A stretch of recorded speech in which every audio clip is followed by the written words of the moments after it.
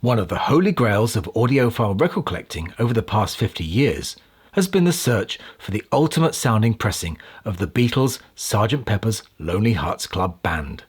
Ever since its original release in June 1967, this album has become the subject of endless discussion and debate, ranging from the meanings of the songs, clues and the theories behind the cover art, and of course, sound quality. Today, it's the mono mix which is now widely regarded as the best way to experience the album, because A, that's the mix the group oversaw and how they wanted it to sound, and that finally, in the 2014 mono edition, we have arguably the best sounding pressing of that mix. However, it wasn't always so. Throughout the 1970s and 80s, mono was a dead and forgotten format. Audio and audiophiles had moved on, and stereo was the only game in town. Hi, I'm Andrew from Parlogram Auctions, and in this video I'm going to put aside the mono and stereo debate and compare 4 of the best audiophile stereo pressings to find out which one I think is the best sounding stereo pressing of all time.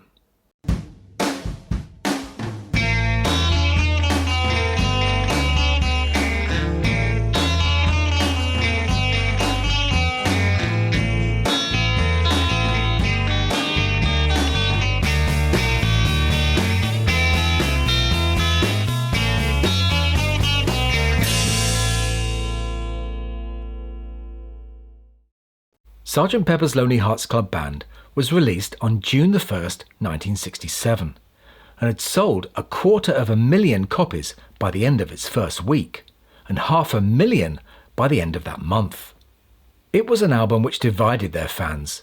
To many who'd started following the band with Please Please Me, Sgt Pepper's was a step too far. But what drove them away attracted new fans, beguiled by the fusion of pop and art which the Beatles led so positively in that summer of love. Sgt Pepper was released at a time in the UK where the dominance of mono was beginning to wane, but as far as the Beatles were concerned, it was still the format of choice. Armed with the necessary skills and permission, the group took part in mixing sessions. It was them and not the engineers who had the final say. The Beatles participated in and approved the mono mix, but the stereo was another story. As with all Beatles albums, tradition and EMI demanded that a stereo version was issued, but like most other pop albums at the time, it was little more than an afterthought. Sgt Pepper's stereo mixes were all done quite quickly in the control rooms at Abbey Road, usually the day after the mono mixes, and without any of the Beatles being present. For example, most of the stereo mixing for the album, including the crossfades, were made in a single evening session on the 7th of April 1967 from 7 p.m. to 1 a.m. The final track to be mixed in stereo was the Sgt Pepper Reprise, which took engineers Geoff Emerick and tape operator Richard Lush all of 1 hour and 15 minutes to complete in the control room of Studio 3. The resulting stereo mix, although charming in places, is overall a rather frustrating and disappointing experience. My first copy of Sgt Pepper's was the picture disc version, which I bought from new with the proceeds of a weekend's potato picking in 1979. It sounded okay to me back then, but it's really as far away from audiophile as you can possibly get. It's not that it's a bad cutting, it isn't in fact, but its downfall is that ton of surface noise, which was always the price you paid for having such a pretty thing on your turntable. Back in the early 1980s, with Apple still in disarray, the Beatles' catalogue, and more importantly their master tapes, were not as closely guarded as they are today. These days, only a small team of chosen ones are allowed to even be in the same room as the master tapes, let alone handle or play them. But back then, EMI took a more relaxed attitude towards them. It's difficult today to imagine not just one, but all of those precious master tapes being lent out and couried over to California for use by a third-party company to use as it saw fit. However, that's exactly what happened in 1982, when Mobile Fidelity Sound Labs became the first company outside EMI to be given full and unrestricted access to those original stereo master tapes. After creating dodgy audiophile pressings of Abbey Road from a Capitol Submaster tape and Magical Mystery Tour from an EMI 6th generation rechanneled stereo copy tape, Mobile Fidelity were determined to get it right with Sgt Pepper.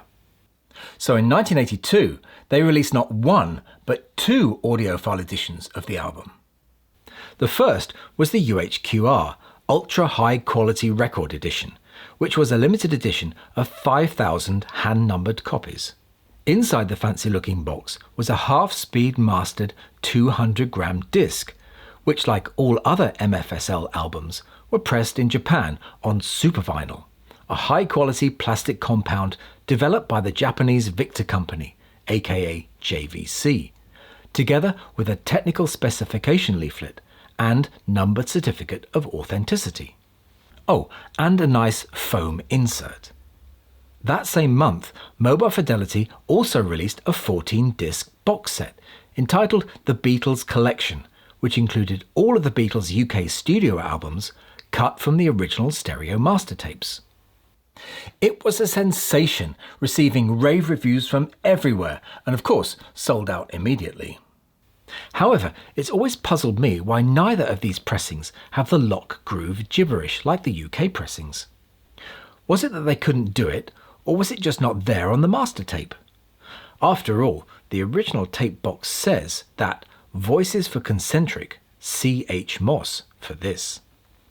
The following year saw the release of the extremely rare Australian Audio 5 edition, which was created especially for the Sydney Audio Show in July 1983. To create that pressing, Abbey Road ran off a direct 1-to-1 30 inches per second copy from the stereo master tape, the confirmation of which we can see on the picture of the original tape box. Just 497 numbered copies of this pressing were made, making it the rarest factory-pressed edition in the world. Sadly, as I don't have and have never had the privilege of owning a copy of this, it's not included in this comparison test.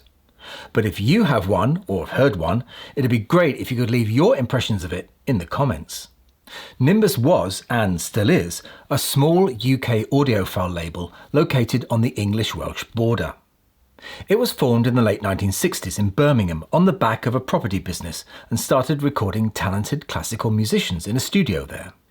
Their business took a big leap forward in the mid-1970s when they acquired a Neumann disc-cutting lathe. But although they could cut their own masters, they couldn't find anyone who could press LPs up to the standard they wanted. So they decided to start making their own. Their relocation to a Victorian country mansion in Monmouth allowed them to build their own studios and facilities to press their own vinyl, and by 1984 had built up an impressive catalogue of well-received, mostly classical audiophile releases. 1984 turned out to be a massive year for Nimbus, as they became the first company to master compact discs in the UK, so there's no doubting their pedigree when it came to making good-sounding records. Their impressive track record convinced EMI to allow them to produce a special issue of Sgt Pepper's, and, as Audio 5 were the year before, they too were supplied with a 1-to-1 copy of the Sgt Pepper stereo master tape. Nimbus then applied their usual high-quality mastering technique, which involved all valve equipment without any limiting. Like Mobile Fidelity's super vinyl, Nimbus used an extremely pure grade of vinyl, which was specially prepared for them by British chemical company ICI. As with their other releases in their catalogue, the pressing run was limited to 1,000 copies and were not available in the shops. The only way to get hold of one was by mail order, via Practical Hi-Fi and Hi-Fi Today magazines, at a cost of £30. That's just over £100 or $130 today, which, considering a regular album at the time was around £5, was pretty steep. For this release, EMI supplied the labels, which were standard pre-April 1984 2 EMI box issues, with the broadcasting, copying and hiring rim texts. However, unlike regular EMI pressings of the time, the labels feature indented midsections, which were a signature of the Nimbus presses. Also, unlike EMI pressings, all of the information in the runouts is hand-etched. You have YEX637-A on side 1, and YEX 638-B2 on side 2. The runouts also carry a host of symbols and initials such as MPT and JH. One thing which is clear though is the Nimbus England stamp. It's not a heavy disc, in fact it weighs in at only 134 grams, proving once again that weight alone is no insurance or guarantee of good sound quality. EMI provided the gatefold cover and even the familiar cutout sheet. Nimbus provided the disc and the inner sleeve and added their own transparent sticker to the front upper right corner of the front cover. So now you know all that, it's time to put these pressings to the test and find out which one sounds the best.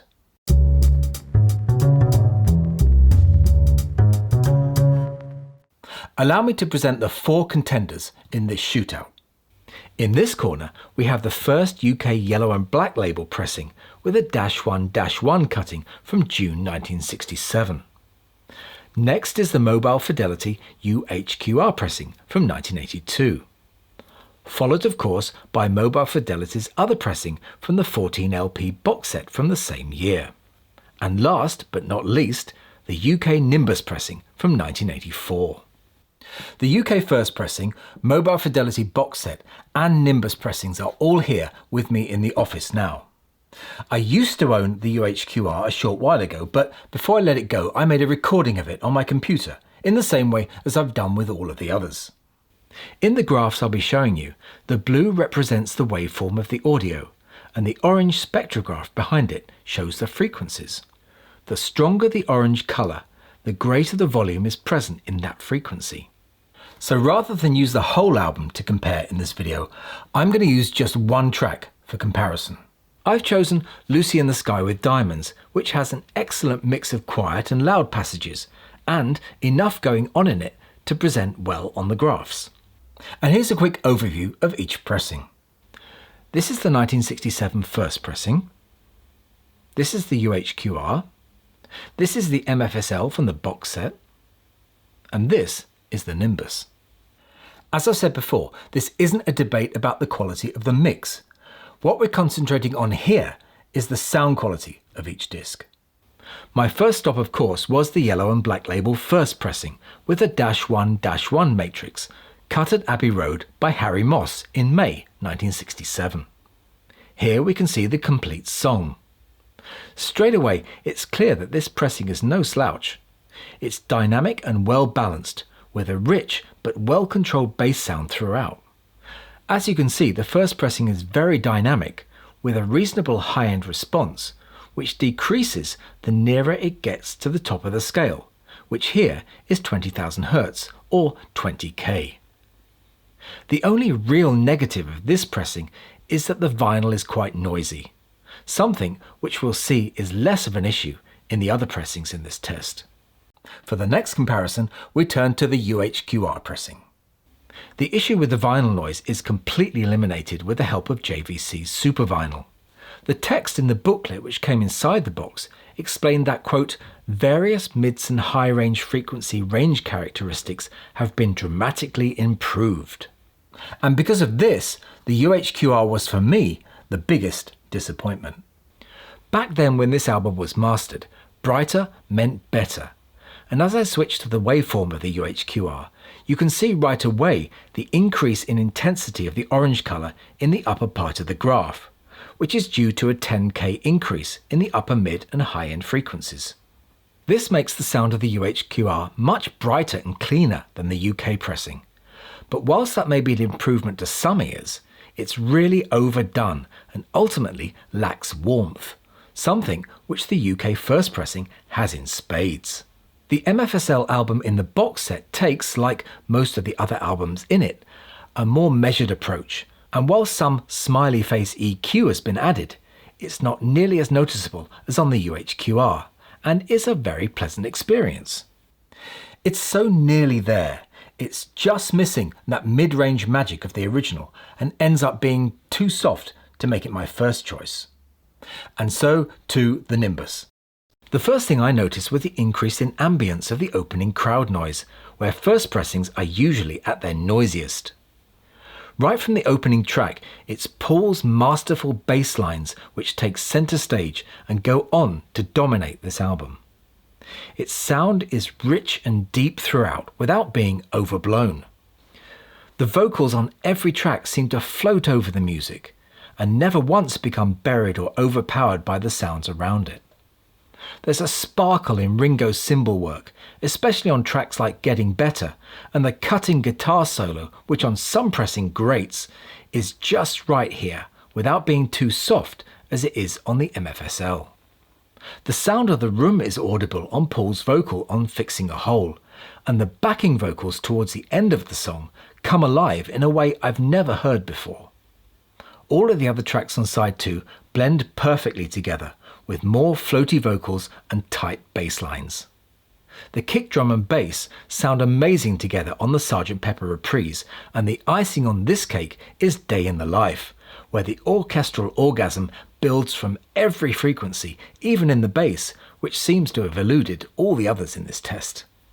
The fade out of the final piano chord is totally free of any vinyl noise, and unlike the UHQR and MFSL pressings, the voices in the lock groove are present. For me, this record is the best sounding pressing of Sgt Pepper I've ever heard. It succeeds on every level. It's a cutting which showcases Paul's melodic bass to its fullest, which is the real backbone of this album. The vocals float over the music with a warmth and intimacy missing from all other pressings. The mono version has many of these elements already, but I've never experienced them on a stereo pressing until this. The sound is detailed without that lazy high-end boost of the MFSL, and of course it has that all-important mid-range magic, which for me is worth its weight in gold. Unfortunately, there's a bit of a shortage of Nimbus copies, so if you want the best value, great sounding stereo pressing, go find a UK 1969 1 EMI box or 2 EMI box Parlogram pressing from 1970-71. They're cheap, plentiful and pure of sound, and you won't be disappointed. I do hope you enjoyed this video and that you'll give it a big thumbs up and subscribe if you'd like to see me make more. You can also join the channel too by clicking on the join button, which will help me and the channel out no end. Finally, don't forget to check out our latest Beatles eBay auctions and our website for some real high quality rare Beatles vinyl. Links to both are in the description below. But that's really all for this one, so I'll say bye for now and thanks for watching.